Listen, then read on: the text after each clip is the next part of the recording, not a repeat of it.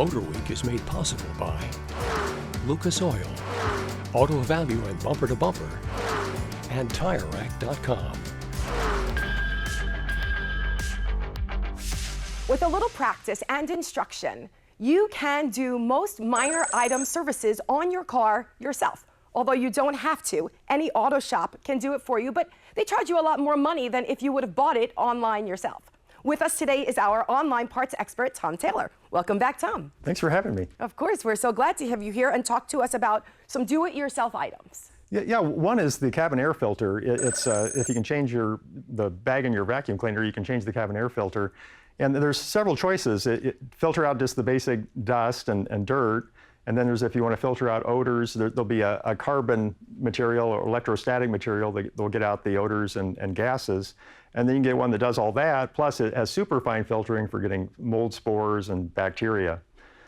And you can see this one was pulled out of this Honda here, and it started out white. It's starting to get the black film that shows it doesn't need to be replaced yet, but it's getting there. Sure, and inside of all of the fins, you could see where it's trapping all of that dirt in there. Changing your cabin air filter is such a great thing to do for the environment inside your cabin. It feels better, it smells better, and it's easier to breathe, especially if you have allergies. A #1 reason for sneezing in your car is from the cabin air filter. You know, if you can read about it in your owner's manual, most likely you can do it yourself.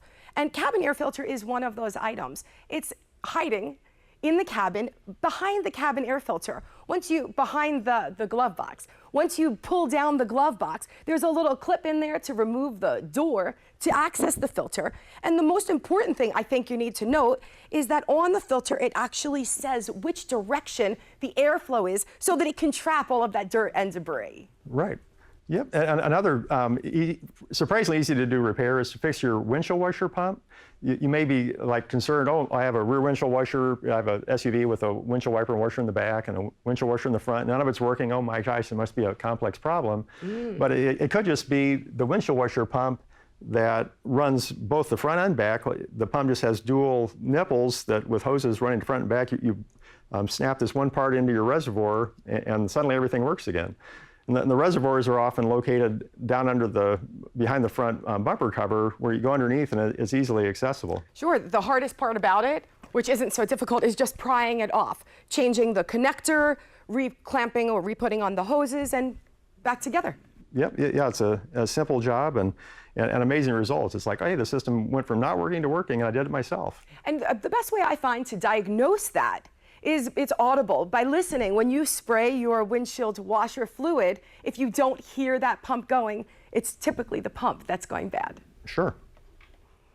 If you have any questions or comments, reach out to us right here at MotorWeek.